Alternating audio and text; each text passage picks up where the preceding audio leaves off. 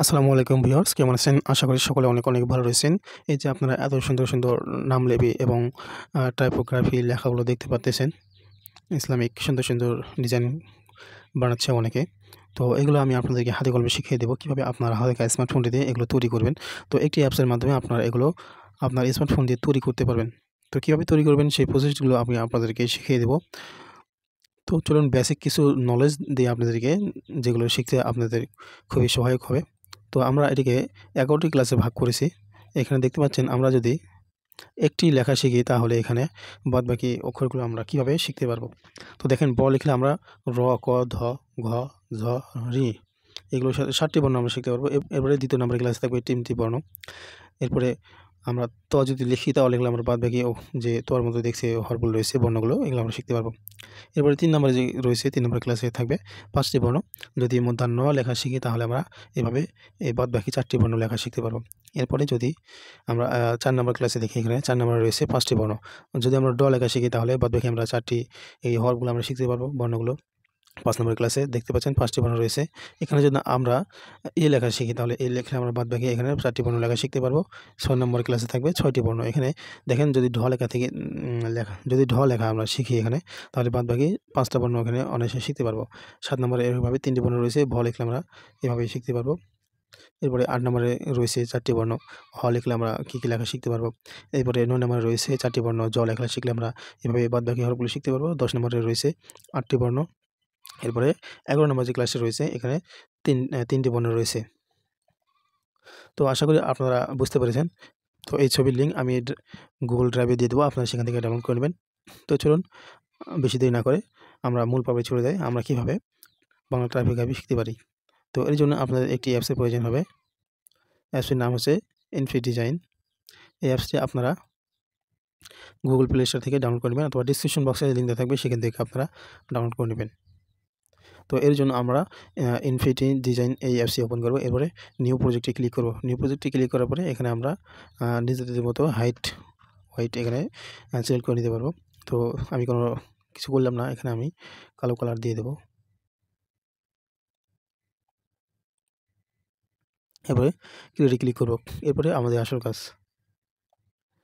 এখন আমাদেরকে যা করতে হবে, এই যে এখানে লেয়ারে ক্লিক করবেন। লেয়ারে ক্লিক করার পরে এখানে এই যে কালো অপশনটা রয়েছে, এটাতে ক্লিক করবেন। ক্লিক করার পরে এখানে গ্রিড অপশনটা চালু করে দেবেন। গ্রিড অপশনটা চালু করে দেওয়ার পরে এখন আমাদের মূল কাজ, তো আমরা কীভাবে ডিজাইন করব। এর জন্য আমরা এই যে ড্র অপশনটা দেখতেছেন, এখানে ক্লিক করবেন। ক্লিক করার পরে যে ফেট মার্ক, এই যে ব্রাশটা রয়েছে, এই ফেট মার্ক ব্রাশটা ক্লিক করবেন। ফেট মার্ক ব্রাশ ক্লিক করার পরে এখানে আমরা এই যে উপরে সেটিং অপশনটা রয়েছে, এই সেটিং অপশনে ক্লিক করব।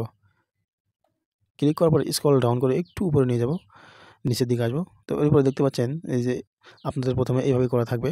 তো রাউন্ডগুলো আমরা যে উপরে যে কোনায় যে রয়েছে, এটা আমরা সিলেক্ট করে দেবো। আমরা এটাকে সিলেক্ট করে দেবো। এরপরে বাম পাশে যে নিচে কোনা রয়েছে, এটা আমরা সিলেক্ট করে দেবো। এরপরে টিক মার্কে ক্লিক করে দেবো। ক্লিক করে দেওয়ার পরে এখানে আমরা ব্রাশের সাইজ সিলেক্ট করব। ব্রাশের সাইজ কত রাখতে হবে, এখানে আমরা 14 বা 13 এভাবে রাখতে পারি। তো এখন হচ্ছে আমাদের মূল কাজ, আমরা এটাকে একটু জুম করে নেব শেখার জন্য। আমরা এভাবে শিখবো না, আমরা একটি অন্য প্রসেসে শিখব। তো দেখতে পাচ্ছেন এখানে আমি একটা পিকচার নিয়ে এসে আপনাদেরকে দেখাবো। তো এখানে যে লেখাগুলো রয়েছে, এই লেখাগুলো আপনাদেরকে শেখাবো। প্রথমে দেখতে পাচ্ছেন سبيل الدموع سبيل مريح تنهدى يا صاحي كي تستريح وبث الدعاء الخفي الصريح يسعك الفضاء الرحيب الفسيح سبيل الدموع سبيل مريح تنهدى يا صاحي كي تستريح وبث الدعاء الخفي الصريح يسعك الفضاء الرحيب الفسيح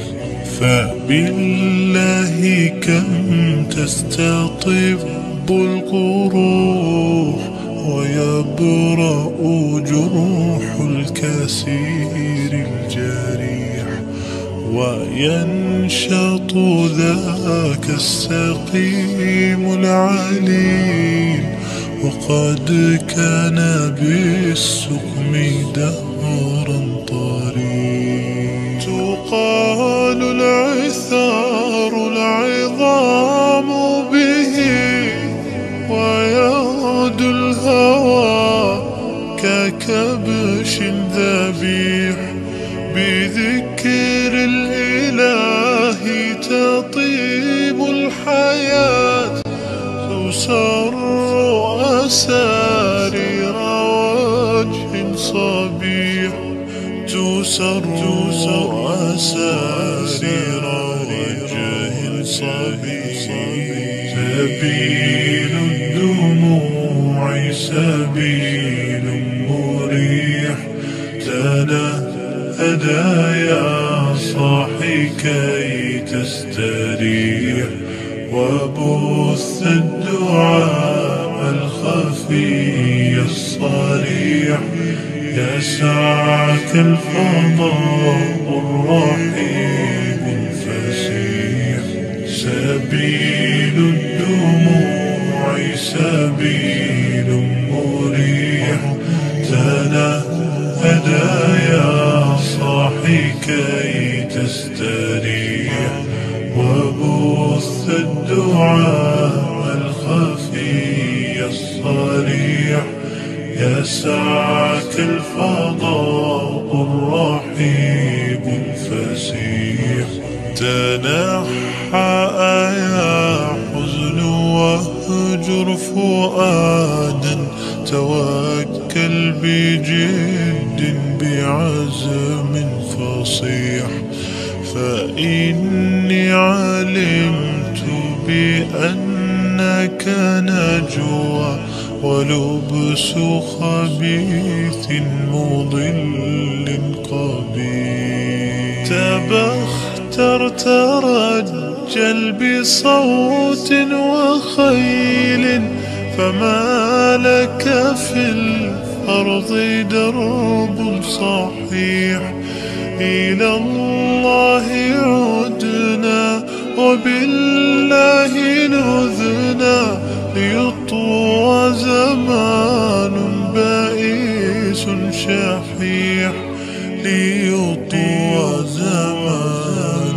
بائس شحيح سبيل الدموع سبيل مريح تنهدى يا صاحي كي تستريح وبث الدعاء الخفي الصريح يسعك الفضاء الرحيم তো লেখাটা আমাদের প্রায় শেষ হয়ে গেছে, কিন্তু এই লেখাগুলোর পাশাপাশি একটু কোনায় কোনায় দাগ রয়ে গেছে। তো এই দাগগুলো আমরা রিমুভ করবো, এর জন্য আমরা এই অপশনটাতে ক্লিক করে দিই।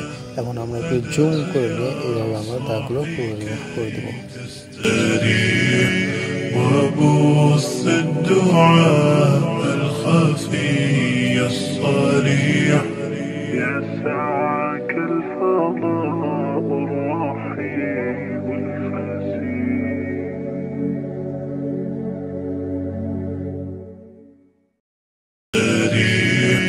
وبث الدعاء الخفي الصريح يسعك الفضاء الرحيم الفسيح